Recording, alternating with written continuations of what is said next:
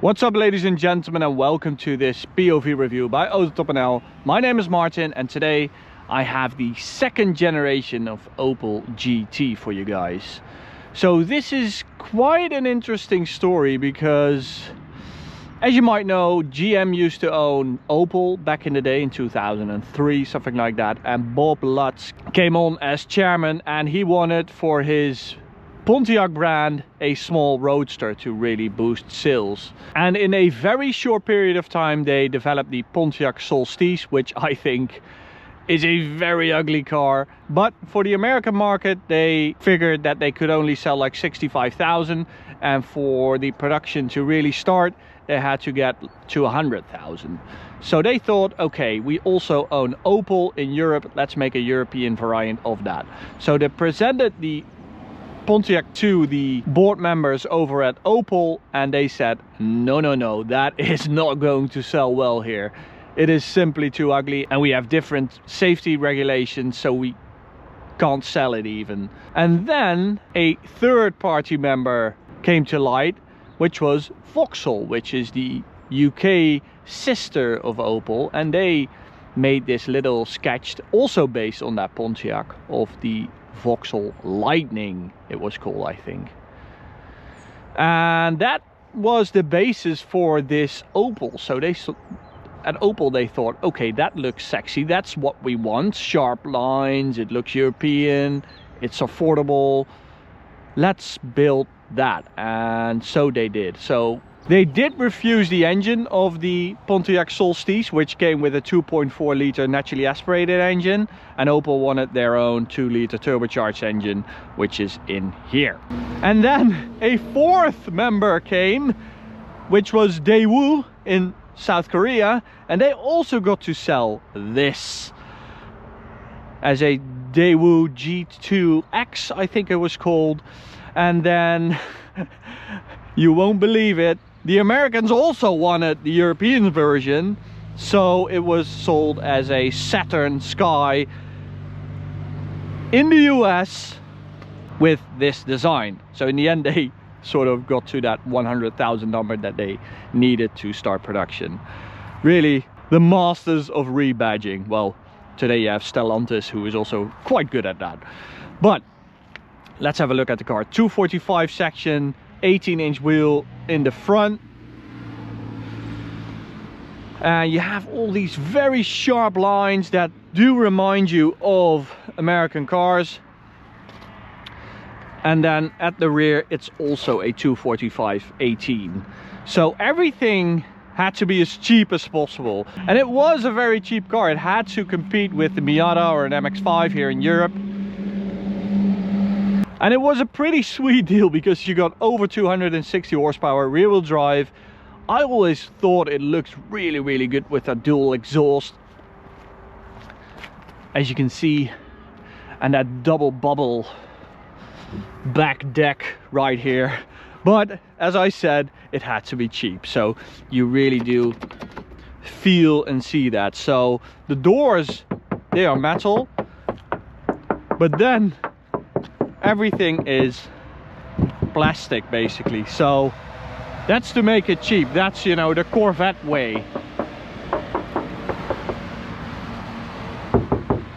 This as well, like these chrome bits, very American. They're not even functional, they're just closed.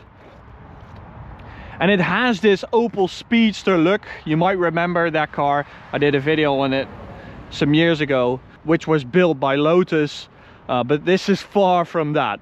This is sort of a baby Corvette. That's how some people think of this car. And let me show you why those people do have a point.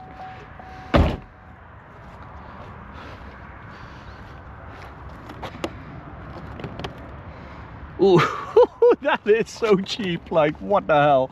Okay, how do I open this up? I honestly have no idea. Is it? Oh wow, it's a clamshell. Okay, that is quite cool. That wasn't even my Corvette reference, but that is actually quite cool.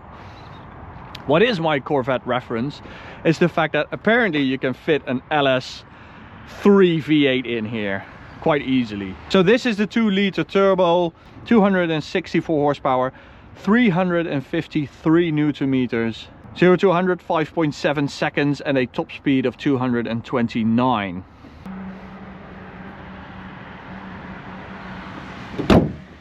But that is really cool when you go to the Opel car meet.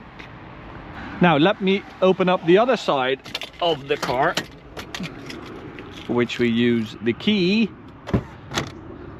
because here we have the convertible roof, and once we get on the Autobahn, I'll close it up so you can see what it's like then. So the seats, they are very American, super soft, and they do really look like a Corvette seat. This center tunnel has been made to be really cheap and rigid, so it's basically a U shape that they just put some plastic on, and this is where the prop shaft to the rear axle goes. So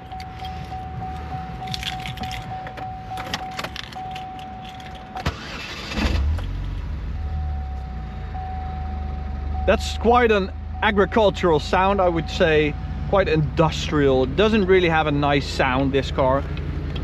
You know, everything is just hard plastic and cheap chrome bits and fake chrome bits. Very thin, very cheap. But then again, it was very cheap, so it was quite a steal for what you got. So then the gearbox, this comes from a Hummer. It's a 5-speed manual from a Hummer. Like, what the hell?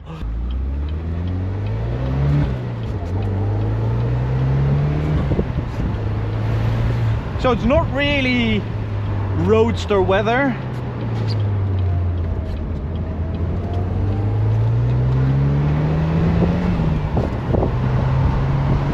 But I just wanted to experience it with the roof down, because, let me slow down, it is sort of special. We have dual wishbone suspension set up both in the front and the rear, and you do really notice that. So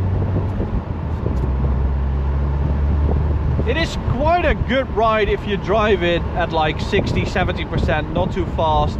It is quite comfortable, quite wobbly, and it really is a GT. I am going to close up the roof because there's just too much wind noise. And let me show you how that is done. Let's turn off the car, open up that rear deck.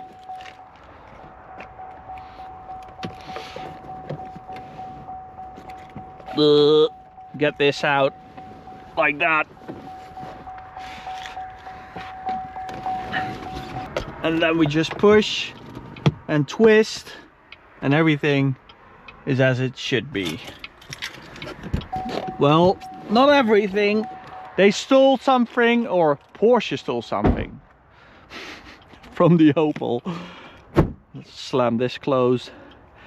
These little push pins. Remember these from Porsche Spider models? Opel was there first. It all feels a bit flimsy, I have to admit, but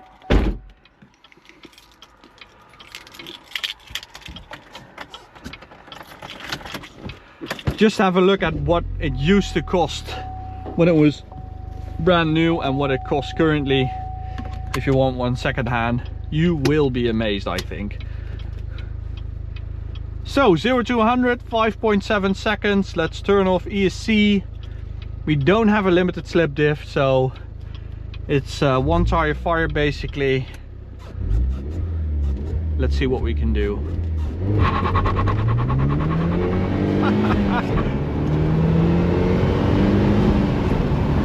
And that's 100 in apparently 5.7 seconds, but it's just too wet out today to really do a proper 0 to 100 test, so yeah, wasn't able to verify that number.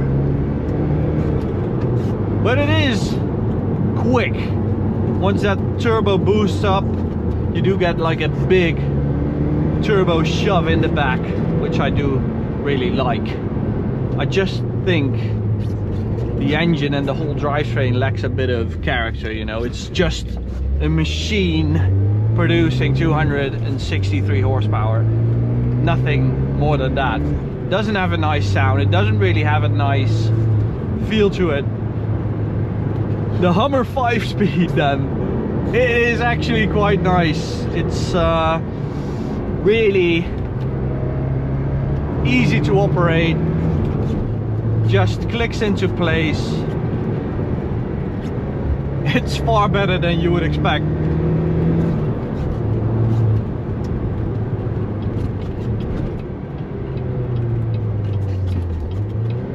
Brakes are okay-ish, but doing runs on the Autobahn, they do like fade a bit. They're not really made to do that, but the whole car just isn't made to do Autobahn runs with, because in essence the build quality just isn't made to do 200 plus, to be honest. Which is something we've seen before with you know, Corvettes, other American brands. They literally fall apart when it comes to doing high-speed testing.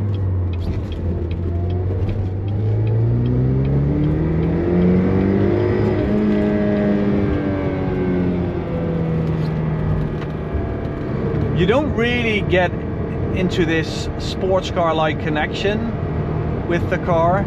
For that, it's just too wobbly and soft and heavy, and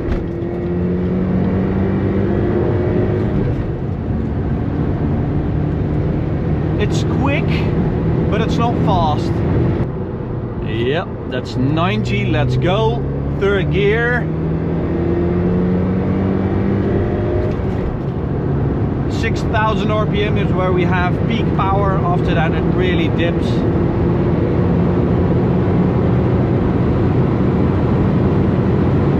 And that's 100 to 200 in like 17 seconds, which is not too bad, but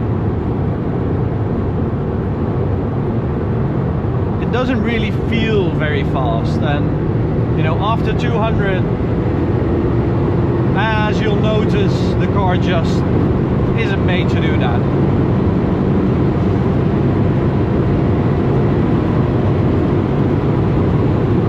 I also think I really have to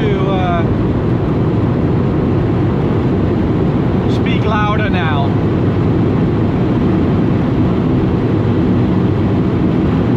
Oh my god, it's loud.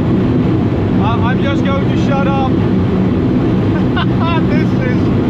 I feel like I'm doing 300.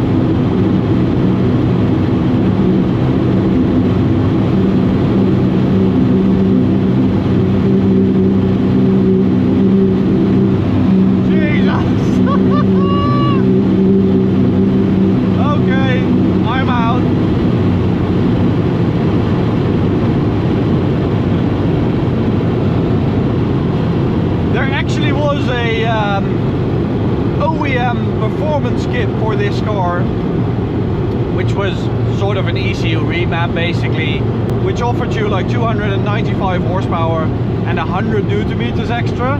But my god, I don't see any reason why you would want to do that. It really is made to do under 200 kilometers an hour.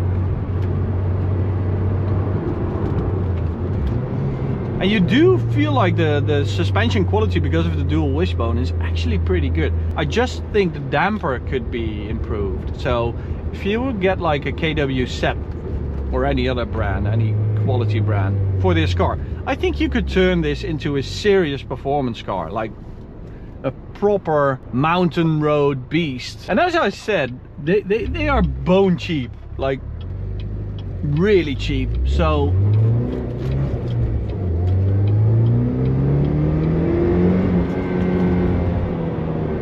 it wouldn't ruin you financially, I guess.